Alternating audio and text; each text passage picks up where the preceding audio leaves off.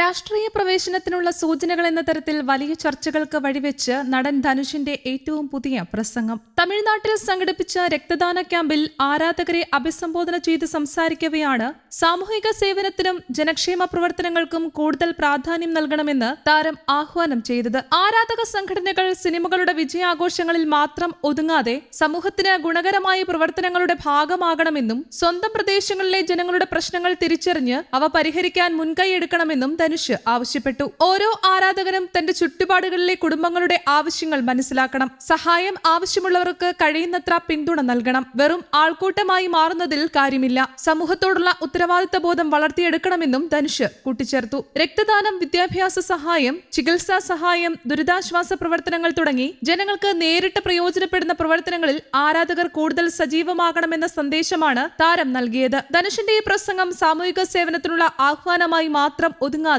രാഷ്ട്രീയ പ്രവേശനത്തിനുള്ള മുന്നൊരുക്കമാണോ എന്ന ചോദ്യവും ഉയർന്നിരിക്കുകയാണ്. ആരാധക സംഘടനകളെ ജനസേവ പ്രവർത്തനങ്ങളിലേക്ക് കൂടുതൽ ശക്തമായി നയിക്കാൻ താരം തീരുമാനിച്ചതാണ് പുതിയ രാഷ്ട്രീയ അഭ്യൂഹങ്ങൾക്ക് കാരണമായിരിക്കുന്നത്. സമൂഹവുമായി കൂടുതൽ അടുക്കാനും ജനങ്ങളുടെ പ്രശ്നങ്ങൾ നേരിട്ട് മനസ്സിലാക്കാനും ആരാധകരെ പ്രേരിപ്പിച്ച താരത്തിന്റെ വാക്കുകൾ രാഷ്ട്രീയ നിരീക്ഷകരും ശ്രദ്ധയോടെ വിലയിരുത്തുകയാണ്. അതേസമയം ദേശീയ ചലച്ചിത്ര പുരസ്കാരവുമായി ബന്ധപ്പെട്ട വിവാദങ്ങൾക്കും ധനുഷ് പ്രതികരിച്ചു. തന്റെ അഭിനയ ജീവിതത്തിൽ ദേശീയ പുരസ്കാരത്തിന് അർഹതയുള്ള നിരവധി ചിത്രങ്ങൾ മുൻപും ഉണ്ടായിരുന്നുവെന്നും അത്തരം സിനിമകൾ പലപ്പോഴും വേണ്ടത്ര പരിഗണന ലഭിക്കാതെ പോയിട്ടുണ്ടെന്നും അദ്ദേഹം തുറന്നടിച്ചു. എന്നാൽ ഇപ്പോൾ ലഭിച്ച അംഗീകാരത്തെ വിമർശനങ്ങളുടെ കണ്ണിലൂടെ കാണാതെ തമിഴ് സിനിമയ്ക്കും തമിഴ് താരത്തിനും ലഭിച്ച ബഹുമതിയായി ആഘോഷിക്കണമെന്നാണ് ധനുഷിന്റെ നിലപാട്. വ്യക്തിപരമായ നേട്ടത്തെക്കാൾ തമിഴ് സിനിമയുടെ അഭിമാനമായി പുരസ്കാരത്തെ കാണണമെന്നും അദ്ദേഹം ആരാധകരോട് അഭ്യർത്ഥിച്ചു. ധനുഷിന്റെ പ്രസംഗം പുറത്തു വന്നതോടെ നടൻ വിജയുടെ രാഷ്ട്രീയ യാത്രയുമായുള്ള താരതമ്യവും സമൂഹ മാധ്യമങ്ങളിൽ വ്യാപകമായി ഉയരുകയാണ്. തമിഴക വെറ്റുകഴകം എന്ന രാഷ്ട്രീയ പാർട്ടി ഔദ്യോഗികമായി പ്രഖ്യാപിക്കുന്നതിന് വർഷങ്ങൾക്ക് മുൻപ് തന്നെ വിജയ് മക്കൾ ഇയക്കം എന്ന ആരാധക സംഘടനയിലൂടെ വിജയ് രക്തദാന ക്യാമ്പുകൾ, വിദ്യാഭ്യാസ സഹായങ്ങൾ, ദുരിതാശ്വാസ പ്രവർത്തനങ്ങൾ, ക്ഷേമ പദ്ധതികൾ എന്നിവയിൽ സജീവമായിരുന്നു. അതേ മാതൃകയിൽ ആരാധക സംഘടനകളെ ജനസേവ പ്രവർത്തനങ്ങളിലേക്ക് നയിക്കാൻ ധനുഷും ശ്രമിക്കുന്നുവെന്ന വിലയിരുത്തലാണ് ഒരു വിഭാഗം ഉയർത്തുന്നത്. ഇതുവരെ രാഷ്ട്രീയ പ്രവേശനത്തെക്കുറിച്ച് ധനുഷ് ഔദ്യോഗിക പ്രഖ്യാപനമൊന്നും നടത്തിയിട്ടില്ല. എന്നിരുന്നാലും ആരാധകരെ സാമൂഹിക ഉത്തരവാദിത്തത്തിലേക്ക് നയിച്ച അദ്ദേഹത്തിന്റെ പ്രസംഗം തമിഴ്നാട്ടിലെ രാഷ്ട്രീയ വൃത്തങ്ങളിലും സിനിമാ ലോകത്തും വലിയ ചർച്ചകൾക്ക് തുടക്കമിട്ടിരിക്കുകയാണ്. വരും ദിവസങ്ങളിൽ ധനുഷിന്റെ നീക്കങ്ങൾ ഏത് ദിശയിലേക്കായിരിക്കും എന്ന ആകാംക്ഷയിലാണ് ആരാധകരും രാഷ്ട്രീയ നിരീക്ഷകരും. അതേസമയം ഈ വർഷത്തെ ദേശീയ ചലച്ചിത്ര അവാർഡ് പ്രഖ്യാപനത്തിന് പിന്നാലെ ഏറ്റവും അധികം ട്രോളുകൾ ലഭിച്ച നടന്മാരിൽ ഒരാളാണ് ധനുഷ്. മികച്ച തമിഴ് ചിത്രമടക്കം 2 പുരസ്കാരങ്ങൾ ധനുഷിനെ തേടിയെത്തി. രായൻ മികച്ച തമിഴ് ചിത്രമായി തിരഞ്ഞെടുക്കപ്പെട്ടപ്പോൾ ക്യാപ്റ്റൻ മില്ലറിലെ പ്രകടനത്തിന് ജൂറിയുടെ പ്രത്യേക പരാമർശത്തിനും ധനുഷ് അർഹനായി. എന്നാൽ മഹാരാജ, മെയ്യഴകൻ, തങ്കലാൻ തുടങ്ങിയ ഗംഭീര സിനിമകൾക്ക് പകരം ഈ 2 ചിത്രങ്ങൾക്കും അവാർഡ് നൽകിയത് പലരെയും ചൊടിപ്പിച്ചു.